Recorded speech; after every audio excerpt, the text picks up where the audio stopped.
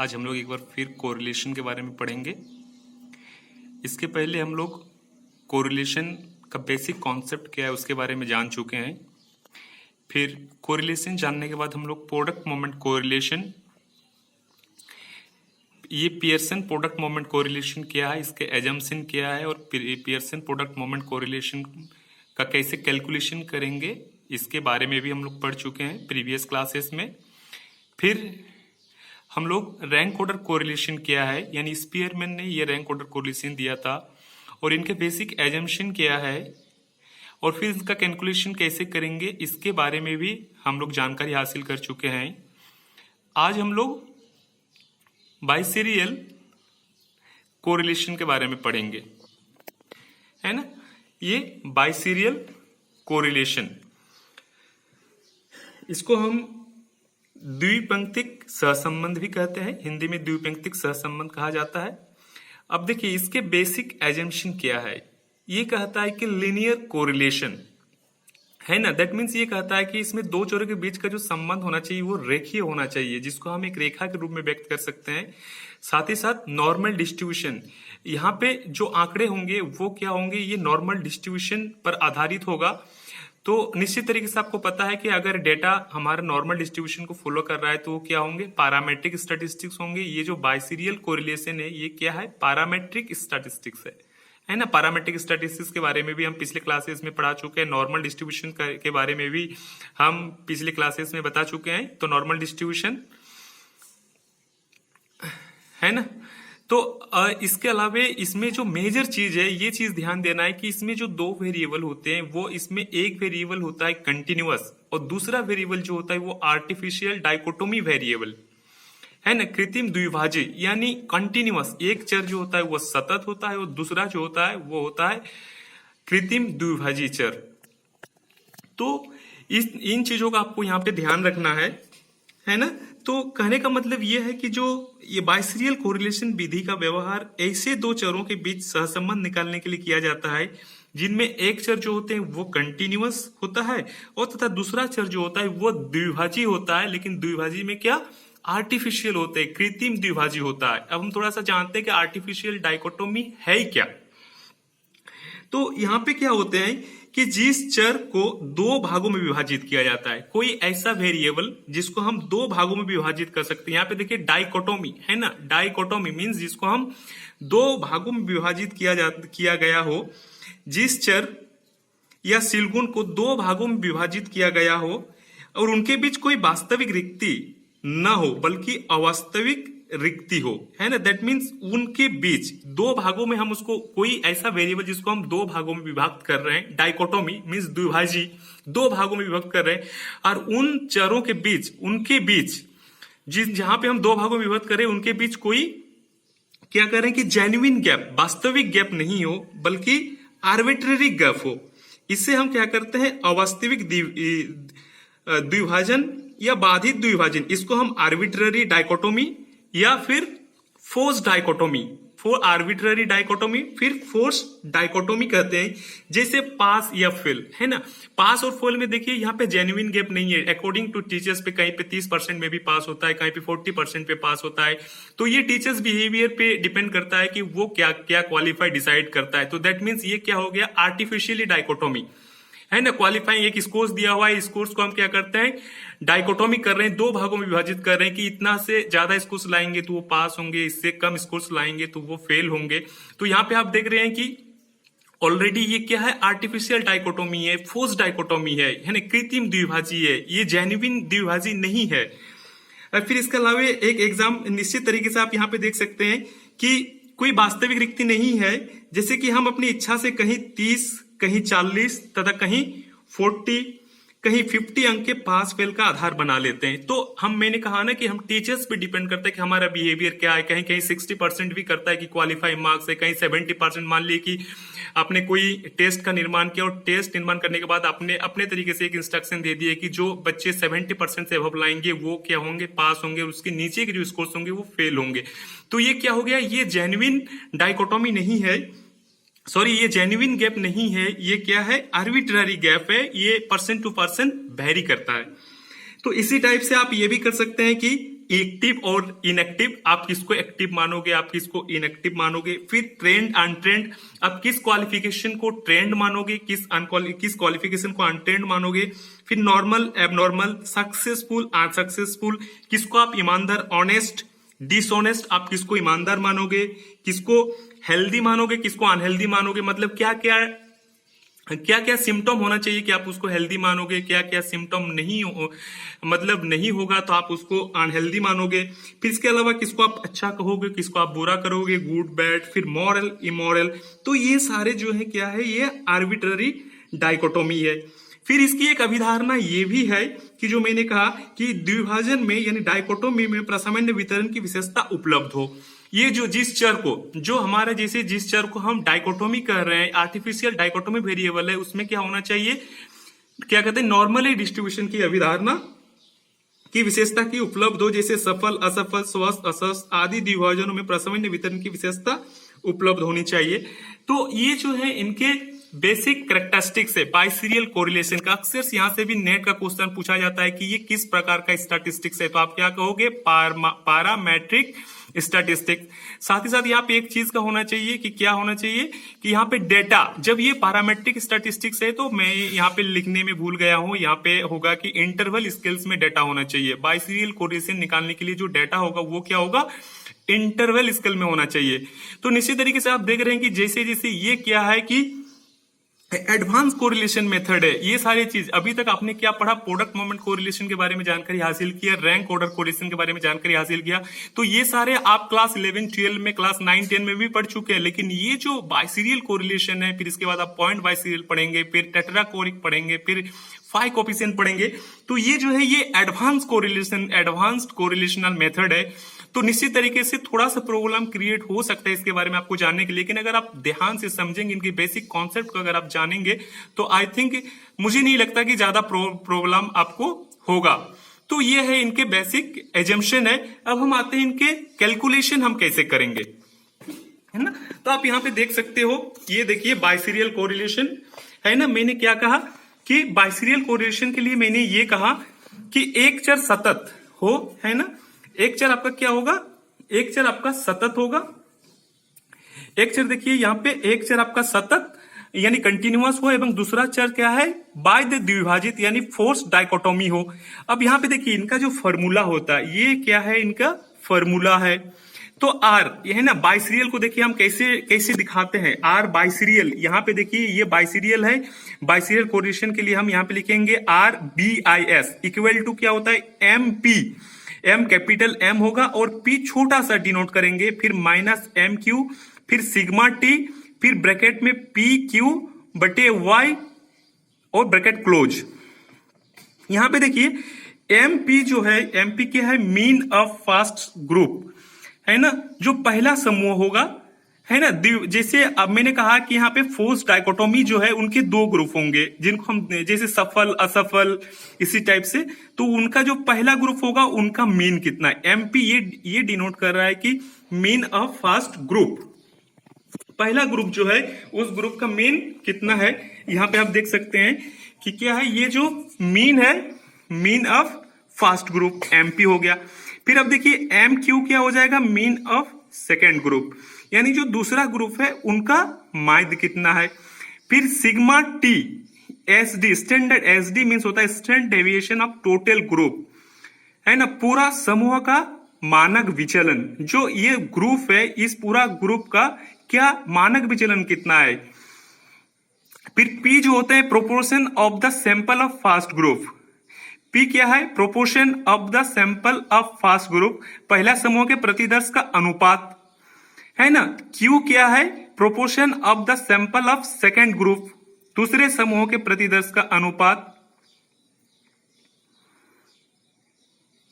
और यहाँ पे Y क्या है, height of the ordinates which cut P and Q in two parts. ये Y जो है ये क्या है, हाइट है, ऑर्डिनेंट्स की हाइट है, व्हिच कट जो P एंड Q बिंदु को दो भागों में कट कर रहे हैं। तो ये हाइट मैंने आपको बताया था, इनका वैल्यू जो है फिक्स है 0.3863। यहां से भी ये जो पॉइंट Y का जो मान होता है, ये बहुत इंपॉर्टेंट क्वेश्चन है। जब मैंने आपको NPC के बारे में बताया था तो मैंने कहा था कि ऑर्डिनेंस का मान कितना होता है। यहाँ ये क्वेश्चन जो है ऑलरेडी आपसे ये पूछा जा चुका है आपका नेट में कि y का मान, ऑर्डिनेंस का मान कितना होता है। तो यहाँ पे आप इसको याद कर लेंगे कि y इक्वल टू होता है 0.3863 और ये क्या है, हाइट ऑफ द ऑर्डिनेंस है। जब मैंने एनपीसी आपको दिखाया था तो एनपीसी के मिड पॉइंट में जो ऑर्डिनेंट होता है, जहां y का मान जो होता है ये 0.3863 है ना। तो यहाँ पे आपको याद कर लेना है। अब देखिए हम सोल्यूशन पे आते हैं। ये कहता है कि प्रवेश परीक्षा के अंकों तथा साक्षात्कार में सफलता एवं असफलता के मध्य सहसंबंध। अब मान लिया कि एक क्वेश्चन दिया हुआ है, उसमें ये कि प्रवेश परीक्षा के अंक, मान लिया कि एक एग्जाम हुआ, प्रवेश परीक्षा हुआ, उसके जो स्कोर्स है तथा उसमें क्या है साक्षात्कार में तथा उनका जो इंटरव्यू हुआ उसमें सफलता एवं असफलता के मध्य सहसंबंध। तो यहाँ पे जो प्रवेश परीक्षा के जो अंक है ये आपका हो गया कंटिन्यूअस वेरिएबल, और साक्षात्कार में जो सफल हो रहे हैं और असफल हो रहे हैं ये क्या हो गया, फोर्स डाइकोटोमी वेरिएबल। तो आपको इससे पता चल जा रहा है कि क्या है इनका। मैंने कहा था जब एजम्पशन के बारे में मैंने ये कहा था कि इसमें एक वेरिएबल जो होंगे वो कंटिन्यूअस होते हैं और दूसरे वेरिएबल जो होंगे वो फोर्स डाइकोटोमी होते हैं। यह इंटरव्यू बोर्ड पे डिपेंड करता है कि वो कौन सफलता हासिल कर रहा है, किसको वो सफल मानेंगे साक्षात्कार में और किसको असफल मानेंगे, वो आपको आइडिया नहीं है। वो जब कट ऑफ मार्क्स जारी करेंगे उस टाइम आपको पता चलेगा। तो इस बेसिस पे ये क्या हो गया, फोर्स डाइकोटोमी हो गया। अब देखिए यहाँ पे जो ये फोर्स डाइकोटोमी है वेरिएबल है, इसको ये चूंकि इनको आप क्या कर रहे हैं, देखिए साक्षात्कार में सफल अभ्यर्थी है ना, तो इनको हम P से डिनोट करते हैं। और यहाँ पे देखिए असफल अभ्यर्थी, इसको हम Q से डिनोट करते हैं। तो जैसे पहला यहाँ पे देखिए पहले को कितना मिला, इधर 25, इनको जो स्कोर्स मिले हैं साक्षात्कार में जो सफल अभ्यर्थी है इनको देखिए 25, 29, 38, 42, 45 और 52 है। इधर असफल अभ्यर्थी जो है वो क्या है 11, 14, 22, 26, 30, 32, 37, 40, 41। अब देखिए यहां पे अब आपको क्या क्या निकालना है। तो यहां पे देखिए क्या है, नीचे एन यानी टोटल नंबर ऑफ स्टूडेंट्स कितने हैं। तो यहां पे देखिए टोटल स्टूडेंट्स आपका कितना हो जाएगा, इधर देखिए कितना है 6 है, 1 ये 25 हो गया, 29, 38, 42, 45, 52, इधर 6 है और इधर आपका 9 है। तो टोटल एन इक्वल टू कितना हो गया 15 हो गया, 15 हुआ ना।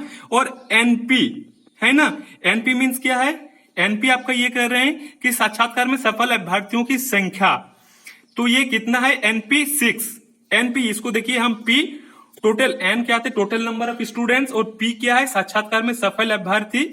यहाँ पे देखिए ये क्या है, पी आप डिनोट कर रहे हैं और पी एनपी ये बता रहा है कि साक्षात्कार में सफल अभ्यर्थियों की कुल संख्या। तो यहाँ पे देखिए कितना है 1, 2, 3, 4, 5, 6 है। तो यहाँ पे मैंने क्या लिखा, एनपी इक्वल टू देखिए मैंने 6 लिखा। और पी देखिए पी क्या कहता है, पी कहता है proportion of the sample of fast group है ना। पी जो है देखिए यहाँ पे पी का मान देखिए क्या है, proportion of the sample of fast group है ना, पहले ग्रुप के प्रतिदर्श का अनुपात, प्रोपोर्शन है ना, पहला जो ग्रुप है उसका कितना मतलब यानी वो कितना उनका अनुपात क्या है, उनका अनुपात कितना है टोटल पॉपुलेशन से। तो यहाँ पे देखिए जब हम पी निकालेंगे तो आपका एनपी कितना है 6 है ना, एनपी कितना है 6 है और टोटल पॉपुलेशन टोटल कितना स्टूडेंट्स है 15 है।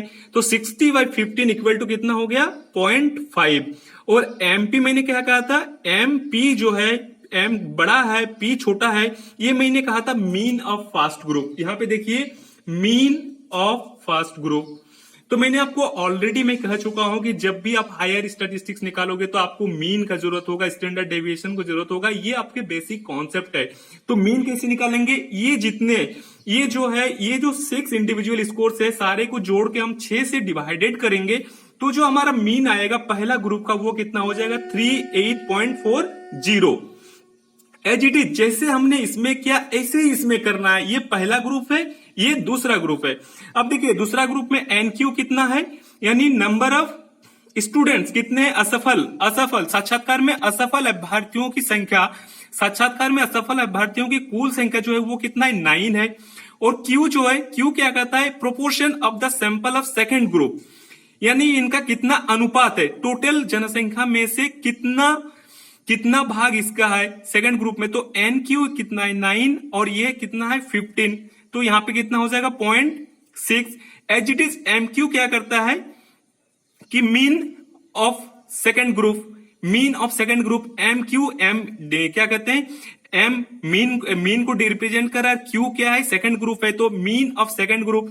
यानी फिर ये जितने इंडिविजुअल स्कोर्स आपका दिया हुआ है, यहाँ पे 9 स्कोर्स है, तो सारे 9 स्कोर्स को जोड़ के हम 9 से डिवाइडेड करेंगे तो यहाँ पे आ जाएगा 11.07। और y जो मैंने कहा था क्या था कि हाइट ऑफ द ऑर्डिनेंट का मान ये ऑलरेडी फिक्स होता है, तो इनका मान होता है 0.38.63, है ना, 0.38.63। अब यहाँ पे देखिए स्टैंडर्ड डेविएशन, तो मैं ऑलरेडी आपको स्टैंडर्ड डेविएशन के बारे में बता चुका हूं। यहाँ पे आपका जो ये दोनों ही इंडिविजुअल स्कोर्स है, तो इनमें क्या करते हैं, ये जो पहले के जो स्कोर्स है जैसे 25-11, फिर 29-14, 38-22, तो इनको कंबाइन कर देना है। ये 25 के साथ 11 को जोड़ना है, फिर 29 के साथ 14 को जोड़ना है, फिर 38 के साथ 22, 42, 6, और इससे करते हुए आप जब स्टैंडर्ड डेविएशन को जो मैं बताया हूं एक बार फिर से आप वहां पे जाएंगे, और इसे करने के बाद यहाँ पे देखिए स्टैंडर्ड डेविएशन का जो फॉर्मूला होता है वो है equal to summation D square by N, और जहां D equal to X minus M, X जहां क्या होता है स्कोर्स है और एम जो है मीन है। तो इस फॉर्मूला के माध्यम से जब आप स्टैंडर्ड डेविएशन निकालोगे तो उनका वैल्यू जो होगा 11.07।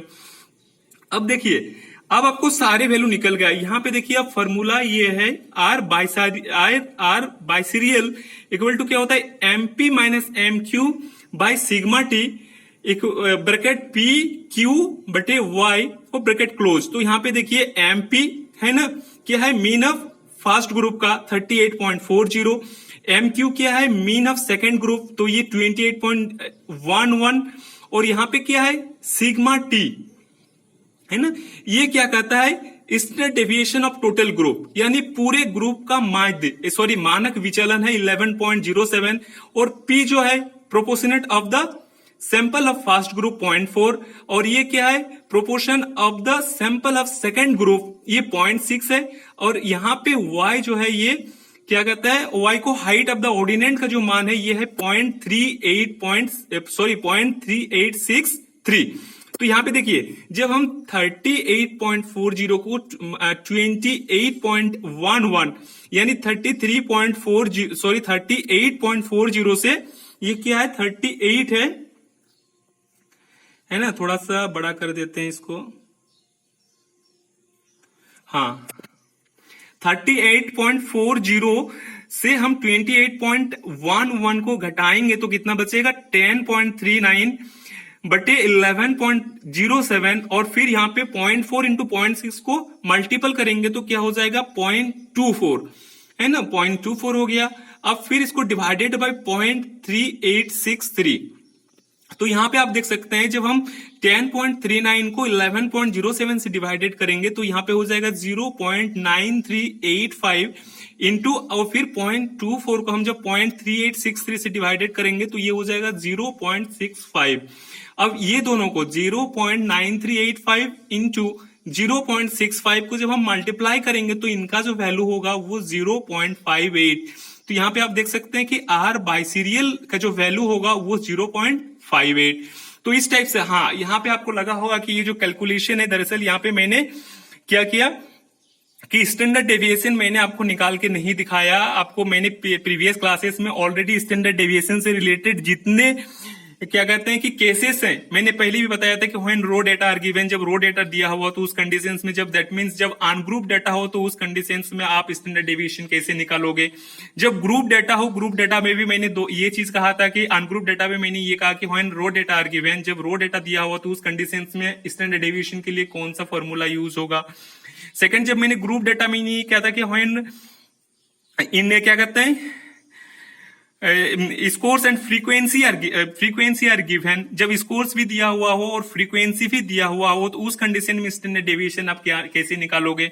और फिर जब क्लास इंटरवल दिया हुआ हो और प्रत्येक क्लास इंटरवल में फ्रीक्वेंसी हो तो उस कंडीशंस में आप स्टैंडर्ड डेविएशन कैसे निकालोगे। तो यहाँ पे देखिए पूरा when raw data are given, यहाँ पे जो केसेस है वो अनग्रुप डेटा का पहला केस है, इसलिए यहाँ पे जो फॉर्मूला यूज होगा ये फॉर्मूला यूज होगा। और मैं बिल्कुल अच्छी तरीके से मैं आपको स्टैंडर्ड डेविएशन क्लासेस में आपको मैं बता चुका हूं। आप उस फॉर्मूला का यूज करते हुए उसको बढ़िया से देखते हुए आप यहाँ पे स्टैंडर्ड डेविएशन का वैल्यू निकाल लोगे। चाहो तो आप यहां भी कर सकते हो या तो साइड में भी करके डायरेक्ट इसका वैल्यू पुट कर सकते हो। और इसके अलावा यहाँ पे जो दो चीज जो मेजर्स है, ये मेन चीज ये है कि यहाँ पे आपको ये चीज ध्यान में रखना है कि ये ऑलरेडी पैरामेट्रिक स्टैटिस्टिक्स है। इसमें इंटरवल डेटा होना चाहिए, इसमें जो भी डेटा होंगे वो इंटरवल स्केल्स में होंगे। साथ ही साथ ये नॉर्मली डिस्ट्रीब्यूशन, चूंकि ये पैरामेट्रिक स्टैटिस्टिक्स है तो इसमें जो डेटा होंगे वो क्या कहते हैं नॉर्मली डिस्ट्रीब्यूशन पर आधारित होगा। और क्या कह रहे हैं कि इसमें एक चर जो होते हैं वो कंटिन्यूअस वेरिएबल होता है, और जो दूसरा चर होता है, जो दूसरा वेरिएबल होता है वो फोर्स डाइकोटोमी होता है। इतना चीज का आपको इसमें ध्यान रखना है। Thank you.